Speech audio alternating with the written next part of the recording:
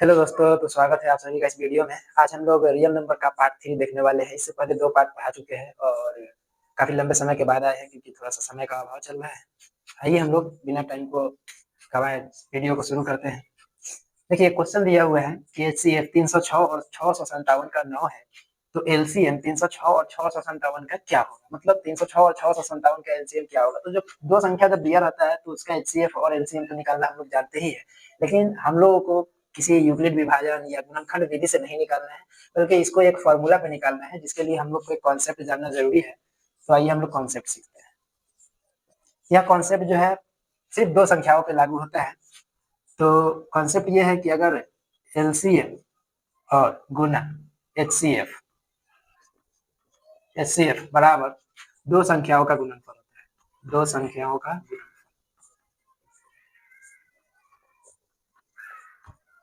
2 संख्याओं का गुणनफल, ठीक है। जब एलसीएम और एचसीएफ को गुना करते हैं तो 2 संख्याओं के गुणनफल के बराबर होता है। मतलब एलसीएम एचसीएफ और 2 संख्याओं का गुणनफल दोनों आपस में क्या होता है? बराबर होता है। तो अगर हम लोग कहें कि एलसीएम गुना एचसीएफ, ठीक है, एचसीएफ बराबर 2 संख्या को अगर हम लोग पहली संख्या ए मान ले, दूसरी संख्या बी मान ले, तो ये होता है कॉन्सेप्ट होता है कि एलसीएम बराबर एलसीएम गुने एचसीएफ बराबर होता है 2 संख्याओं का गुणनफल, जिसमें से पहली संख्या अगर ए है तो दूसरी संख्या बी मान ली है।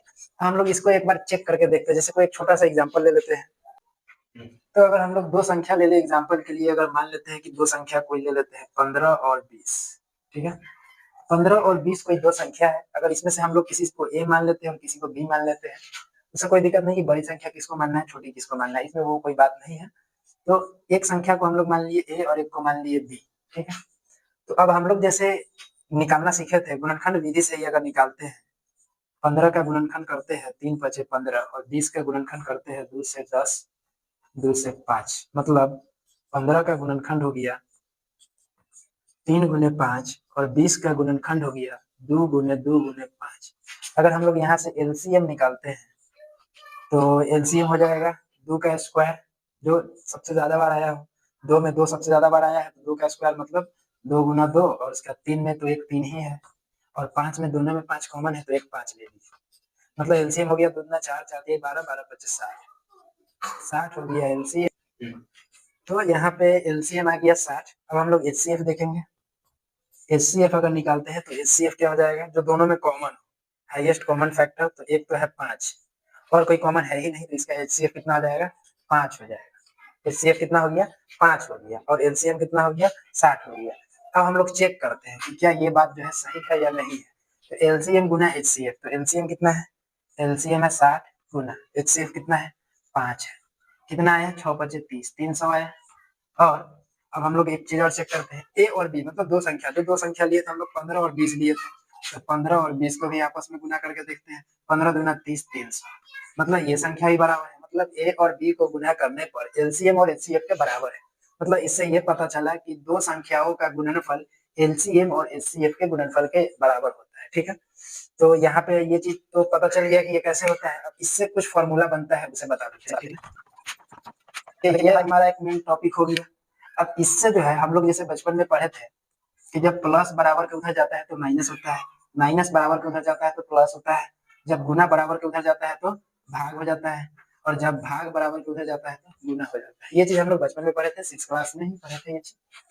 तो वैसे ही यहाँ पे अगर हम लोग एलसीएम को बाहर रख दे, एलसीएम को बाहर रख दे, तो ये जो है गुना में है और ए और बी पहले से है, मतलब ए गुना बी और बटा एलसीएम को हम लोग बाहर रखे तो एचसीएफ को भेजेंगे, और गुना में है तो भाग में चल जाएगा, भाग में जाने का मतलब है बटा में चल जाएगा। ये हो गया एचसीएफ। मतलब कह सकते हैं 2 संख्याओं का गुणनफल बटे एचसीएफ क्या आएगा? एलसीएम मिलेगा। और एचसीएफ अगर हम लोग बाहर रख लेते, जैसे हम इसको ही बाहर कर दे, इसको भेज दे, तो क्या आ जाएगा? ए गुना बी, और एचसीएफ को हम लोग बाहर रखे हैं तो एलसीएम उसके बटे में हो जाएगा।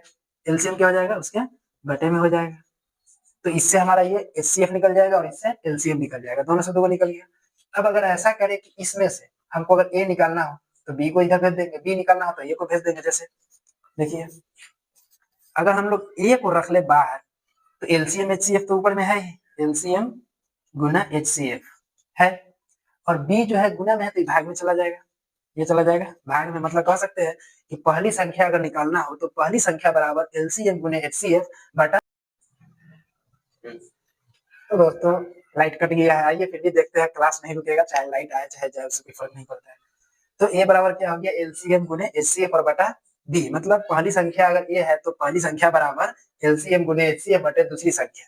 अगर दूसरी संख्या हमको निकालना हो, दूसरी संख्या निकालना हो बी बराबर, तो फिर हो जाएगा एलसीएम एलसीएम गुना एचसीएफ और बटा हो जाएगा ए। मतलब यहाँ से हम लोग को चार फॉर्मूला मिला। पहला कि अगर एलसीएम निकालना हो तो पहली संख्या गुने दूसरी संख्या बटा एचसीएफ, अगर एचसीएफ निकालना हो तो पहली संख्या गुने दूसरी संख्या बटा एलसीएम, अगर हम लोग को पहली संख्या निकालना हो तो एलसीएम गुना एचसीएफ बटा दूसरी संख्या, अगर दूसरी संख्या निकालना हो तो एलसीएम गुने एचसीएफ बटा पहली संख्या। तो बस यही एक कॉन्सेप्ट था, इसी के आधार पर वो क्वेश्चन बनेगा। अब आइए हम लोग इस क्वेश्चन को करते हैं। तो आइए हम लोग इस क्वेश्चन को सॉल्व करते हैं। जैसा कि एचसीएफ दिया हुआ है, एचसीएफ हम लोगों को दिया हुआ है 9, ठीक है। एलसीएम हम लोगों को ज्ञात करना है, एलसीएम ज्ञात करना है, ठीक है। तो हम लोग अब जान चुके हैं कि पहली संख्या दूसरी संख्या क्या होता है। तो इसमें दो संख्या दिया हुआ है, मतलब हम लोग कह सकते हैं कि 306 गुना 657, पहली संख्या गुना दूसरी संख्या, और बटा जो दिया है उसको हम लोग बटा में रख देंगे, तो अपने जो नहीं है वो आ जाएगा। अब वो जोड़ है, एलसीएम रहेगा तो एचसीएफ आ जाएगा, एचसीएफ रहेगा तो एलसीएम आ जाएगा।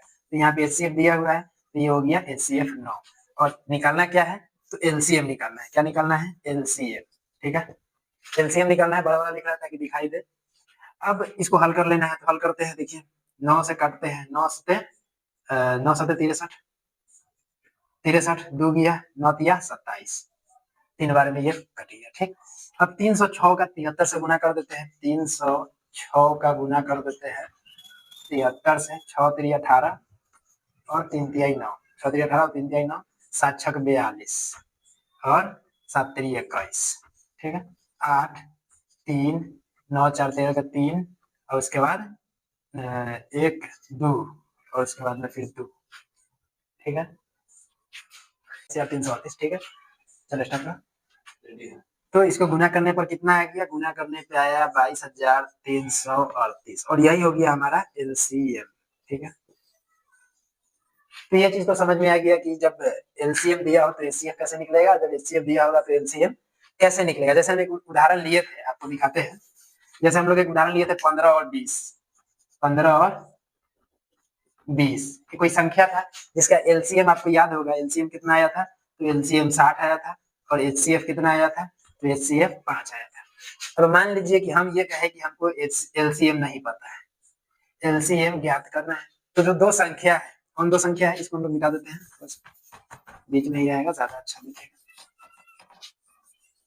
तो दो संख्या कौन है, तो दो संख्या 15 और 20 है, 15 और 20, और जो दिया है, दिया कौन है, 5 दिया हुआ है। तो 5 से अगर काट दिए तो 5 दिया 15, तो 20 दिया 60, मतलब 60 हमारा आ गया, मतलब एलसीएम फिर वापस एलसीएम आ गया 60।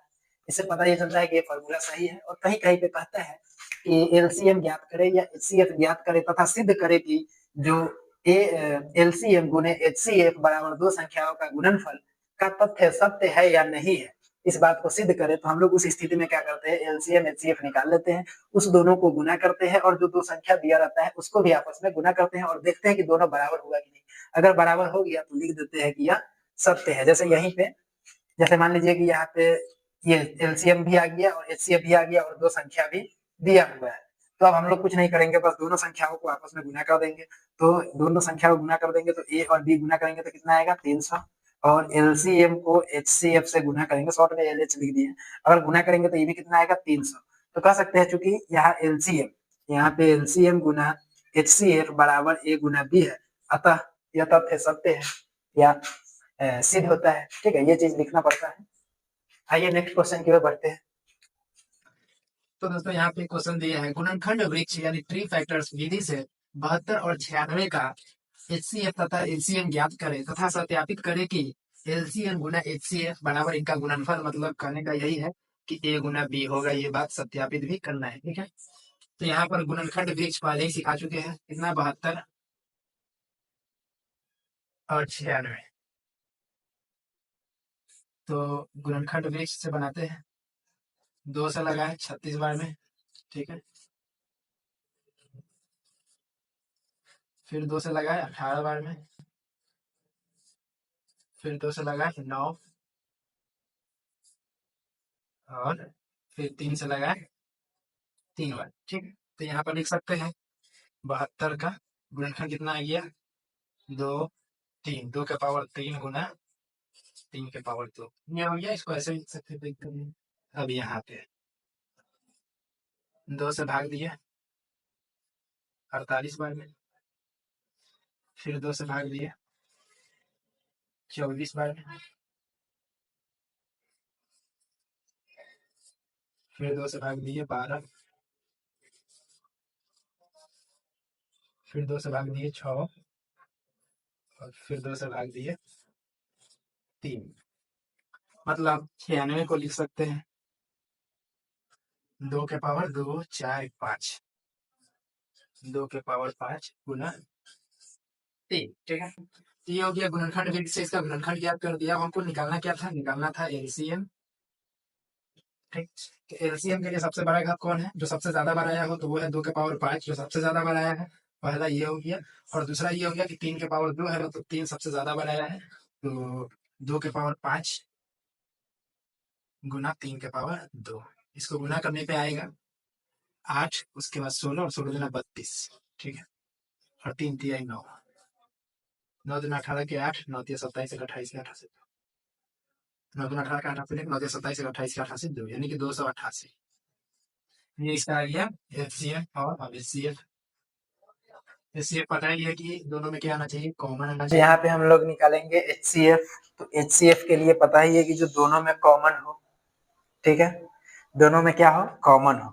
तो देखिए 2 के पावर 3 है और ये 2 के पावर 5 है, तो इसके पास 5 है, यानी इसके पास ज्यादा है लेकिन इसके पास कम है, तो कम जितना है उतना तो ये दे ही सकता है। अगर इसके पास 3 है, इसके पास 5 है, तो 3 तो ये दे ही सकता है, मतलब 2 के पावर क्यू, 2 के पावर क्यू अलग लिख दे रहे हैं, यहाँ पे डायरेक्ट लिखेंगे 2 के पावर क्यू, ठीक है। और 2 के पावर क्यू हो गया 2 का। अब 3, यहाँ पे 3 का स्क्वायर है, मतलब इसके पास अगर 2 है, इसके पास एक ही है, तो इसके पास कम है और हमको दोनों में चाहिए, तो इसके पास अगर 2 है तो कम से कम एक दे ही सकता है। मतलब वही है कि इसके पास 2 है, इसमें एक है, तो एक ही उठाएंगे इसमें से, तो एक हो गया 3, मतलब ये हो गया 8, 8 या 24, यानी एचसीएफ कितना हो गया 24। अब हम लोग का एलसीएम निकल गया 288 और एचसीएफ 24। अब कहा था सत्यापित करें कि एलसीएम गुना एचसीएफ बराबर इनका गुणनफल यानी कि ए गुने बी होगा, ठीक है। तो यहीं पे ऐसे सत्यापित कर देते हैं, जगह कम है तो यहीं पे लिख दे रहे हैं। यहाँ एचसीएफ एलसीएम गुना एचसीएफ, तो 288 और गुना एचसीएफ मतलब 24।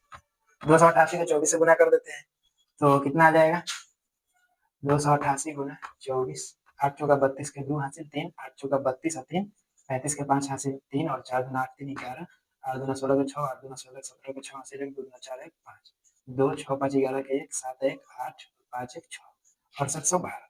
ये कितना है 6812। अब हम लोग को देखना है कि 72 और 96, ये अगर ए है तो ये बी होगा, दो संख्या है, पहली संख्या और दूसरी संख्या, तो यानी 72 और गुना 96, अगर दोनों को कर देते हैं तो क्या इतना आता है, अगर इतना आएगा तो दोनों को बराबर हो जाएगा दोनों, और जब दोनों बराबर हो जाएगा तो ये बात सत्यापित हो जाएगा। तो 96 को कर देते हैं, 96 गुना है 72, 6 दुना 12 के 2 हासिल 1, 9 दुना 18 के 19 के 9 हासिल 1, 7 6 42 के 2 हासिल 4 और 9 7 63 और 4 67 के 7 हासिल 6, ठीक है। 2 9 2 11 के 1 7 1 8 1 9 के 9 6 के 6, कितना है 68 12, एक सेकंड मिस्टेक है, 2 के 2 9 2 11 ना, 11 के 1 7 1 8 8 1 9, 6 दुना 12 के 2 हासिल 1, 9 दुना 18 के 19 7 6 42 के 2 हासिल 4 9 7 63 4 67, सही है। इसका मतलब यहाँ पे गलती हुआ है, 2 के 2 6 5 11 के 1 8 1 9, यहाँ पे 9 होगा दोस्तों, ठीक है। तो यहाँ पे मिस्टेक था, ये 6912 होगा, ठीक है। तो अगर 6912 होगा तो ये भी 6912 आ गया, ठीक, 6912। मतलब यहाँ पे एलसीएम गुना एचसीएफ बराबर इनका गुणनफल, ये दोनों आपस में बराबर है, तो यह बात भी सत्यापित हो गया। हम लिख सकते हैं कि इतना एलसीएम गुना एचसीएफ बराबर 6912 बराबर 6912 सत्यापित या प्रूव या सिद्ध हुआ, साबित हुआ, ठीक है। आइए दूसरा क्वेश्चन देखते हैं। तो दोस्तों नेक्स्ट क्वेश्चन यहाँ पे है, निम्नलिखित गुणनखंड में ए बी सी एवं डी का मान ज्ञात करें, ठीक है। ज्ञात करना है, यहाँ पे गुणनखंड वृक्ष दे दिया हुआ है और वृक्ष विधि से इसको हम लोग को ज्ञात करना है। तो आइए इसमें ए बी सी और डी का मान ज्ञात करते हैं। यहाँ पे 2 से कितना में भाग दिया होगा कि डी आया होगा, फिर उसमें 3 से भाग दिया होगा तो सी आया होगा, फिर उसमें 5 से भाग दिया होगा तो डी आया होगा, फिर उसमें 7 से भाग दिया होगा तो 11 आया होगा। इसका मतलब ये है कि अगर 7 से इसमें भाग दिया है तो 11 आया है। मतलब अगर इस दोनों को हम गुना कर दे, जैसे अगर हम लोग 2 से भाग दिए मान लीजिए 6 में और 3 बार में आया है, तो इसका मतलब ये है कि अगर ये बीच का संख्या है, तो इसका मतलब ये है कि अगर ये दोनों को आपस में गुना कर दे, तो वापस से इतना ही आएगा, मतलब 2 तिया 6 बीच वाला संख्या आ जाएगा। मतलब 7 से भाग दिया है और भागफल 11 आया है, इसका मतलब है कि यहाँ पे जो संख्या होगा वो इन दोनों का गुना होगा, ठीक है? इन दोनों का गुना होगा। कैमरामैन का जवाब आ चुका है 1100 पे 77, ठीक है? तो यहाँ पे हो जाएगा कितना 77, ठीक? 77 हो गया, यानी कि 77 रहा होगा, उसमें 7 से भाग दिया तो 11 आया, ठीक? उसके बाद अब 77 में फिर इस 5 से गुना करेंगे तो जो आएगा वही उसमें होगा। तो 77 को 5 से गुना कर देते हैं, 7 पचे 35 के 5 हासिल 3, 7 पचे 35, 3 38 के 8 हासिल 3, यानी 385। मतलब इस C का मान कितना रहा होगा? 385 रहा होगा, जिसको 5 से भाग देने पे 77 आया होगा। फिर अब हम लोग को ये दोनों को अगर गुना कर देंगे, इस दोनों को, तो B का मान निकल जाएगा। मतलब 3 से अगर गुना करेंगे तो 5 तिया 15 के 5 हासिल 1 और 8 तिया 24 के 25 के 5 हासिल 2, 3 तिया 9 और 2 11, 1155, यानी 1155 रहा होगा, जिसमें 3 से भाग देने पे 385 आया होगा। अब इस दोनों को आपस में गुना कर देते हैं, तो इसका इससे गुना कर दिए तो कितना हो गया? 5 गुना 10 और 5 गुना 10 11 के 1 हासिल 1, और उसके बाद में हो जाएगा 2 एक कम 2 और 1 3, और उसके बाद 2 एक कम 2, 2310। मतलब ऐसा भी हो सकता था कि 1100 गुना 22 और 55 गुना 110, तो 22 से 123 2310। मतलब कहने का यही है कि 2310 वह संख्या रहा होगा जिसमें हम लोग 2 से भाग दिए तो कितना आया? 1155, फिर 3 से भाग दिए 385, फिर 5 से भाग दिए तो कितना आया? 77, और फिर 77 में 7 से भाग दिए तो 11 आया, ठीक है? ठीक है, तो ये चीज आपको समझ में आ गया होगा। आइए इसमें एक क्वेश्चन आपके लिए देते हैं, उसको आप लोग करिएगा। तो यहाँ पे नेक्स्ट क्वेश्चन है, ये क्वेश्चन आप लोगों के लिए है, ठीक है? आप लोग इसको सॉल्व करिए कि निम्नलिखित गुणनखंड में ए बी सी का मान ज्ञात करें। इसमें दिया हुआ है 2 और ए, और फिर यहाँ पे 2, इस पूरे में 2 ही दिया हुआ है, और इसमें ए बी सी और डी का मान ज्ञात करना है, ठीक है? दोस्तों नेक्स्ट क्वेश्चन है, निम्न में अज्ञात संख्याओं का मान ज्ञात करें, ठीक है? अज्ञात संख्याओं का मान ज्ञात करें। इसमें दिया है 3 7, और यहाँ पे इसका मान ज्ञात करना है। 2 3 5 30 दिया हुआ है, और यहाँ पे इसका मान ज्ञात करना है। तो यहाँ पे तो समझ में आ रहा है कि 2 तिया 6 6 25 30, ठीक उसी तरह से 7 तिया 21, यहाँ पे भी कितना आ जाएगा? 21 हो जाएगा, ठीक है? यहाँ पे 21 हो गया, और यहाँ पे 30 है ही। अब है ये वाला संख्या, तो यहाँ पे हम लोग को कंफ्यूज नहीं होना है। असल में ग्राफ को क्या किया है? उलट के दिया है। ये ग्राफ असल में उल्टा होता था, अभी तक हम लोग जो बनाते आ रहे थे उसमें ऐसे था, और यहाँ पे जो दिया है वो दे दिया है ऐसे कि ये बॉक्स इधर है और इस तरह से। तो इसमें क्या होता है कि कैलकुलेशन करने में कंफ्यूजन हो जाता है कि किसका किससे गुना करते हैं। जैसे यहीं पे है, हमको ये संख्या ज्ञात करना है, हो सकता है कि कोई बच्चा यहाँ से इसका इसमें गुना करके निकालना चाह रहा हो, कोई इसको इधर से गुना करने के लिए सोच रहा है कि यहाँ पे तो कोई संख्या ही नहीं है, कैसे करे? तो कंफ्यूजन हो जाता है। तो हम लोग को कंफ्यूज नहीं होना है, हम लोग को इस ग्राफ को उसी एंगल से देखना है जैसे पहले हम लोग बना रहे थे। जैसे हम इसको सिर्फ समझा के दिखाते हैं कि अगर ये ग्राफ ऐसे ना रह के जैसे हम लोग बनाते हैं वैसे रहता तो किस प्रकार का रहता है। जैसे हम यहाँ पे एक छोटा सा बॉक्स बनाते हैं, पहला बॉक्स ये रहता है, ये वाला बॉक्स, ठीक है?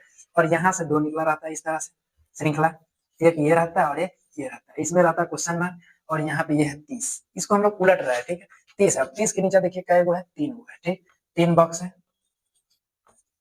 3 बॉक्स है, और इसमें क्या है? 2 हुआ है। अब ये हो गया सीधा। अब किसी को भी दिख जाएगा, आसानी से समझ में आ जाएगा कि यहाँ पे दिया हुआ है 3 7, और यहाँ पे दिया है 2 3, और उसके बाद में 5। अब किसी को भी आसानी से ये समझ में आ जाएगा कि 7 तिया 21, मतलब यहाँ 21 था। 2 तिया 6 6 पचे 30, मतलब यहाँ पे कितना है? 30 है। अगर 30 नहीं भी रहता तो निकल जाता। अब 21 को इससे गुना कर देते, क्योंकि ऊपर की ओर बढ़ते जाते। 21 तिया 63 और 1 0, 630, मतलब वह संख्या 630 है। तो यही ग्राफ को यहाँ पे उल्टा दे दिया है, तो उल्टा दे दिया तो हम लोग को कंफ्यूज नहीं होना है। हम लोग इसका मान निकाल लिया, कितना है? 21। अब यहाँ पे जो सामने सामने है, दोनों का आपस में क्या कर देंगे? गुना कर देंगे। गुना करेंगे तो 21 तिया 63, 21 तिया 63, और जो जीरो है उस जीरो का जीरो, यानी 630, यानी 630 में 21 से भाग दिया है, और उसके बाद में यहाँ पे 21 में भाग दिया है 3 से 7 बार में, और उसके बाद में इस 630 में ही 30 से भाग दिया गया है, और फिर उसके बाद में यहाँ पे इसको 30 को भाग दिया गया है 2 से 3 से और 5 से। मतलब यही ग्राफ अगर यहाँ पे देखा जाए तो देखिए 630 को कितना 21 से भाग दिया गया है 30 बार में, और इसी 21 में 3 से भाग दिया गया है 7 बार में, इसी 30 में 2 से भाग दिया गया है 2 से और 5 से 3 से और 5 से, ये इसका गुणनखंड कर दिया है 3 भागों में, ठीक है? तो उम्मीद है ये क्वेश्चन आपको समझ में आ गया होगा किस तरह से बना है ये क्वेश्चन। तो इस तरह के एक क्वेश्चन और है जो आप लोगों को सॉल्व करना है। दोस्तों यहाँ पे दिया है निम्न में अज्ञात संख्याओं का मान ज्ञात करें, और ये आप लोगों के लिए क्वेश्चन है। यहाँ 2 और 3 है, यहाँ पे इस संख्या का मान ज्ञात करना है। यहाँ पे 2 2 और 5, और यहाँ पे टोटल 20 है। और यहाँ पे क्वेश्चन मार्क है, इसको आप लोगों को सॉल्व करना है और इसका जवाब कमेंट करना है। ठीक है, चलिए नेक्स्ट क्वेश्चन पे बढ़ते हैं। तो दोस्तों यहाँ पे एक क्वेश्चन है कि दिखाइए कि कोई धनात्मक विषम पूर्णांक 6q+1 या 6q+3 या 6q+5 के रूप में होता है। मतलब यहाँ पे इस बात को सिद्ध करना है, साबित करना है। तो यहाँ पे हम लिख दिए पहले ही ताकि टाइम ना लगे लिखने में। माना कि a कोई धनात्मक विषम पूर्णांक संख्या है, ठीक है, विषम पूर्णांक है, तथा b बराबर 6। b बराबर 6 इसलिए लिए है क्योंकि यहाँ पे bq का जो रूप है bq+r, तो bq का जो रूप है वो क्या है, b की जगह पे 6 है, इसलिए हम लोग b का मान यहाँ पे 6 लिए। ठीक है, तो b का मान कितना 6 हो, तो हम जानते हैं कि यूक्लिड विभाजन एल्गोरिथम से क्या होता है कि अगर a कोई धनात्मक पूर्णांक है और उसमें हम लोग भाग दे रहे हैं कितना से, b बराबर 6 से भाग दे रहे हैं, तो क्या प्राप्त होगा, तो b बराबर 6 से अगर भाग देंगे तो पहले तो हम लोग जानते हैं कि यूक्लिड विभाजन एल्गोरिथम से क्या होता है, a बराबर bq+r होता है। अब जब हम उसमें इस संख्या से भाग देंगे तो क्या हो जाएगा, यहाँ पे एक चीज और है कि जहाँ 0 लेस देन इक्वल r है और r लेस देन इक्वल 6 है, यानी कि 0 या तो बड़ा होगा या बराबर होगा r के, और r जो है छोटा होगा, सॉरी ये 0 जो है कि छोटा होगा r से और r छोटा होगा किससे, 6 से। ठीक है, तो r का मान कहाँ तक आ सकता है, तो 0 1 2 3 4 और 5 यहाँ तक आ सकता है। अब हम लोग अगर भाग देंगे तो a बराबर, तो a कोई धनात्मक पूर्णांक संख्या है, b की जगह पे रखेंगे 6q+r। अगर हम लोग भाग देंगे तो पहला हम लोग का ये आएगा। अब इसमें हम लोग r का मान रखेंगे, तो आइए मान रखते हैं, तो क्या हो जाएगा, a बराबर क्या हो जाएगा 6q+r की जगह पे रखेंगे 0, पहला क्या मिल जाएगा हमको 6q ही मिलेगा। पहला a बराबर कितना मिल जाएगा 6q, a बराबर 6q। ठीक है, दूसरा जब a बराबर रखेंगे 6q+r की जगह पे कितना रखें, एक रख दिए, एक ये हो गया। ठीक, फिर रखेंगे a बराबर 6q+2, एक ये भी हो गया। फिर रखेंगे a बराबर, सभी का मान रख रहे हैं, a बराबर 6q+3, एक ये हो गया। ठीक है, फिर a बराबर 6q+4 और फिर a बराबर 6q+5। ठीक है, अब यहाँ पे हम लोग को जो सिद्ध करना है, कहता है कि दिखाइए कि कोई धनात्मक विषम पूर्णांक किसके रूप में होता है, किसके, 1 3 और 5 इसके रूप में होता है। तो हम लोग को यहाँ पर ये देखना है कि जहां जहां पे सम संख्या रखे, 0 को सम संख्या में भी माना जाता है क्योंकि 0 में कुछ भी गुना कर दीजिए उससे कोई दिक्कत नहीं होता है। तो यहाँ पे a बराबर कितना हो गया 6, तो हम लोग पहला ले सकते हैं ये, और दूसरा ले सकते हैं ये वाला, और तीसरा ले सकते हैं ये, और लिख सकते हैं चूंकि जहां जहां जहां जहां r का मान सम संख्या या सम पूर्णांक रखा गया है, सिद्ध करना है तो थोड़ा सा लिखना पड़ता है इसमें, रखा गया है, वहां सम संख्या प्राप्त हुआ है। सम संख्या यानी कि सम रूप प्राप्त हुआ है, सम पूर्णांक रूप प्राप्त हुआ है, सम पूर्णांक रूप प्राप्त हुआ है। कैसे हुआ है, तो जैसे देखिए, अब यहाँ पे जैसे ये है, इसमें सम संख्या 2 है, इसमें सम संख्या 4 है, तो इस जहां जहां पे रखा गया सम कैसे प्राप्त हुआ है, तो आपको यहाँ पे एक चीज बता दे, जैसे ये है a बराबर 6q। अब इस q में एक सम संख्या, क्योंकि इसमें है सम संख्या 6 है, अब 6 के साथ किसी भी संख्या से गुना कर दिया जाए। सम संख्या का रूल होता है कि सम संख्या इंटू विषम संख्या कुछ भी रहे, बस एक अगर सम संख्या आ गया, अगर एक इवन नंबर आ गया, सम संख्या आ गया, तो इसके साथ आप किसी भी संख्या को गुना कर दीजिएगा, जो प्राप्त होगा गुणनफल वो सम ही होगा। जैसे 2 है, 2 का अगर 3 से गुना कर दे, 2 का अगर 5 से गुना कर दे, मतलब किसी ऐसे संख्या से कर दे जो विषम हो, तब भी सम प्राप्त होगा। अगर सम को सम से गुना कर दिया तब भी सम प्राप्त होगा। ठीक है, अब तो उस हिसाब से यहाँ पे सम संख्या ही प्राप्त होगा, ये कंफर्म है। यहाँ पर अगर सम संख्या रखा गया है 2, तो क्योंकि यहाँ पे ये संख्या सम है, ध्यान देने वाला बात ये है कि ये संख्या सम है, और सम संख्या के साथ जिससे भी गुना करेंगे वो तो सम होगा ही, और उसके अलावा जो जुड़ेगा, जो नंबर जुड़ेगा वो भी सम है। तो अगर सम संख्या को सम संख्या में जोड़ेंगे तो भी सम प्राप्त होगा। यहाँ पर भी अगर सम संख्या, ये तो गुणनफल इसका सम आएगा ही, और सम में सम संख्या को ही जोड़ना है, तो जब सम संख्या में सम जोड़ेंगे तो वो भी कितना आएगा, सम संख्या ही आएगा। मतलब यहाँ से ये बात प्रूफ हो गया कि अगर r का मान सम जहां जहां होगा, इसका मतलब है कि वहां वहां वो पूर्णांक क्या हो जाएगा, सम हो जाएगा। तो इस तरह से हम कह सकते हैं कि जिस तरह, ठीक उसी प्रकार इसको हम लोग कह सकते हैं कि जिस तरह r का मान सम रखने पे सम मान प्राप्त हुआ, ठीक उसी प्रकार r का मान विषम रखने पर हमें विषम रूप या विषम पूर्णांक प्राप्त होगा। जैसे यहाँ पे दिखाया गया है कि 6q+1 6q+3 6q+5, यहाँ पे कैसे, यहाँ पे तो ये अगर सम है, ये सम है, इसको अगर 6 से सम संख्या कोई भी विषम संख्या किसी भी संख्या में गुना कर दे तो ये तो सम या विषम आएगा। लेकिन जब यहाँ पे ये जुड़ेगा, तो जब भी सम संख्या में विषम संख्या जोड़ते हैं तो बस अगर संख्या विषम संख्या अगर किसी संख्या में जोड़ रहे हैं, अगर वो सम संख्या है और उसमें विषम संख्या जोड़ रहे हैं तो विषम ही प्राप्त होगा। ये बात होता है। जैसे कि आप पहले इसको बताया गया था, जैसे अगर 3 है, 3 एक विषम संख्या, अगर विषम संख्या को विषम से गुना भी कर दे तो विषम ही आता है। सम इंटू विषम कर दे तो सम को अगर विषम से गुना करिएगा तो सम आएगा। मतलब ये बेसिक ये है। तो यहाँ पे हम ये बात को कह सकते हैं, यहाँ ठीक उसी प्रकार यहाँ लिख देते हैं, ठीक उसी प्रकार r का मान विषम रखने पर विषम रूप प्राप्त होगा, विषम रूप प्राप्त होगा। ठीक है, और इसको हम लोग कर दिए। यही बात यहाँ पे सत्यापित करना था, इसमें लिखना थोड़ा ज्यादा होता है जिसकी वजह से वीडियो लंबा हो जाएगा। जैसे यहाँ पे ये जो दिया है, इसमें कोई भी संख्या सम होगा, सम गुना करने पे आएगा, लेकिन जब विषम जोड़ेंगे तो वो विषम संख्या हो जाएगा।